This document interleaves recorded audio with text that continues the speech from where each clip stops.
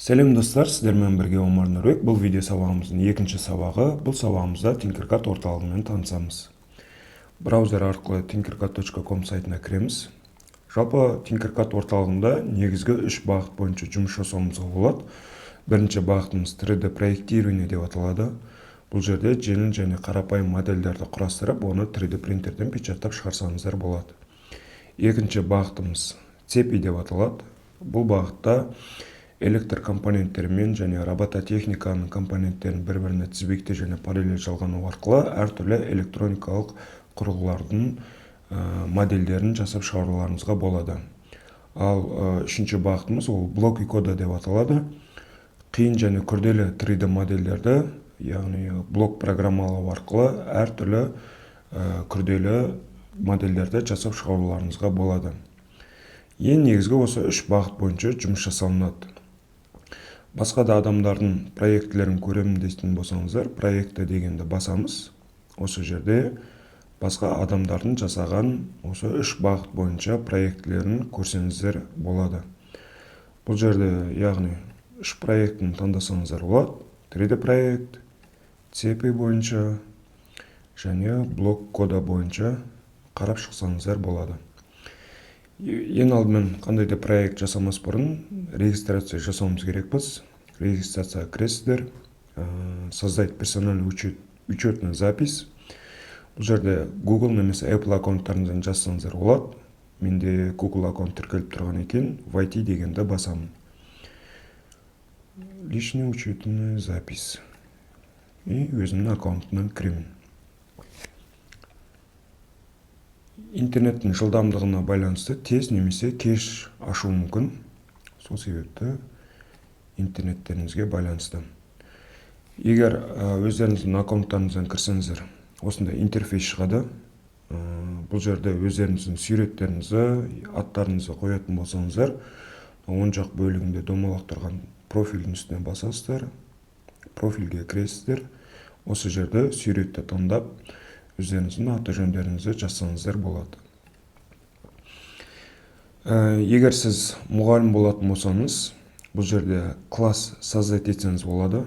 Оқушыларыңыз осы классқа кіру арқылы өздерінің проектілерін осы классқа жібереді. Сіз оны тексеріп көрсеңіз болады. Немесе қандай да бір проект жасайтын болсаңыздар, проекті дегенді басамыз. Жаңағы айтқан 3 бағыт бойынша жұмыстар бар. Яғни 3D проект, цепи және блоки кода деп аталады. Біздің видео сабағымыздың барлығы робототехникаға байланысты болған екен, біз цепи дегенді таңдаймыз. Осы цепи бағытында өздеріңіз проекті жасаған болсаңыздар, осы жерде өздеріңіздің жұмыстарыңызды көре аласыздар.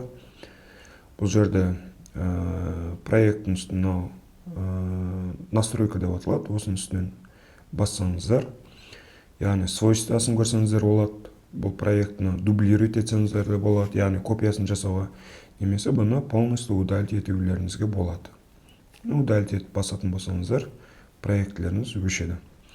Егер жаңадан создать ететін болсаңыздар, оң жақ бөлігінде создать, цеп дегенді таңдайсыздар. Яғни жаңа проект бізде ашады, яғни создать етеді. Жаңадан проект ашсаңыздар, осындай интерфейс шығады. Мына жерде көрсетілген ең үлкен бөлігі жұмыс жасау орталығы. Осы жерге әртүрлі электр компоненттерін қою арқылы, бір-біріне тізбекте параллель жалғану арқылы моделін құрастырып шығасыздар электрониканы. Ал осы жерге қойылатын электр компоненттер бізде оң жақ бөлігінде орналасқан. Бұл жерде ең негізгі керекті компоненттер орналасқан. Егер барлық компонентті көрем дейтін болсаңыздар, все дегенді таңдаймыз. Яғни бұл жерде әртүрлі бөліктерге бөлінген, яғни кіріс компоненттер, оған әртүрлі кнопкалар, фоторезистор, әртүрлі датчиктер жатады, шығыс компоненттеріне, яғни светодиодтар жатады, и осылай әртүрлі бөлікке бөлінген. Осы жерде компоненттерді ұстап, осы жерге қою арқылы, яғни жұмыс жасау орталығына қою арқылы көрсеңіздер болады, оны үлкейтіп, кішірейтулеріңізге болады. Және бұл компонентті әртүрлі позициялыға қоюға болады, яғни бұрып, әртүрлі белгілі бір градустармен бөлінеді, бұрылады, то есть. Және мынау бізде резистор болған екен, бұл резистордың номиналын өзгертуімізге болады. Қазір тұрған 1 килоом, оны мегаом, миллиом или гигаом және нерде әртүрлі мәндерін ауыстыруларыңызға болады. Например, 200 мегаом болсын. И, соответственно, резистордың өзінің сыртында түстері бар. Осы номиналына байланысты оның да түстерін істейді, өзгеретін болады. Және бұл резисторлерді бір-біріне тізбекте және параллель жалғануға болады.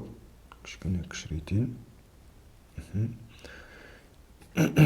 Дәл осыны алып, біз мына жерден копировать етуге болады. Бірінші копировать етеміз. Одан кейін вставить ететін басатын болсақ, екінші резисторымыз қойылады. И осы екі резистор бір-бірімен байланыстыру үшін жай бір контактісін таңдап, екінші контактісіне жалғаймыз, екінші резисторын. Және бұл жердегі жалғанған контактының түсін өзгертуімізге болады. Осы контактын таңдаймыз. Және мына жерде жоғарыда көрсетілген түстер бар. Яғни әртүрлі түстерді қоюымызға болады. Бұл бізде жалғанған контактілеріміздің түсін ажыратып, яғни шатасып кетпеу үшін болашақта істелінген. Бұл бізде тізбекте жалғану. Ал егер параллель жалғайтын болсақ, олар бір-біріне бұлай жалғанатын болады. Бұл бізде параллель жалғану деп аталады. Біздің сабағымыздың барлығы робототехника бағытта болған екен. Біз микроконтроллермен жұмыс жасаймыз. Сол себепті төменгі бөлігіне түсіп, микроконтроллерді таңдаймыз. Біздің жұмыс істейтін микроконтроллеріміз ол Arduino Uno платформасы. Осы платформада жұмыс жасаймыз мұны. Осы жерге қоямыз.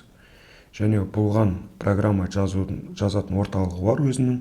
Ол код деп аталады. Осыны таңдайтын болсақ, осы жерде бізде программалау шығады.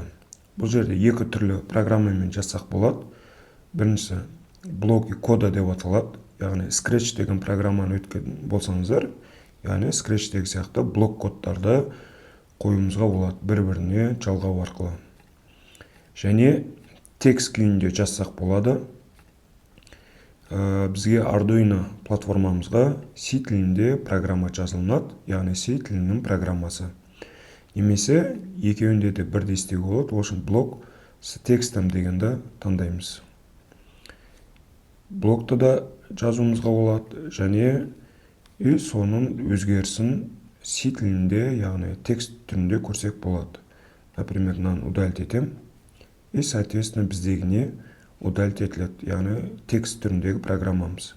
Егер қоямыз, и, соответственно, мына жерде программамыз қойылады. Алдағы уақытта біз тек қана текст түрінде программалайтын боламыз. Егер қандай да бір түсінбеген жерлеріңіз болса, комментарийға жазсаңыздар болады. Келесі сабағымызда ең алғашқы практикалық жұмысымызды жасайтын боламыз.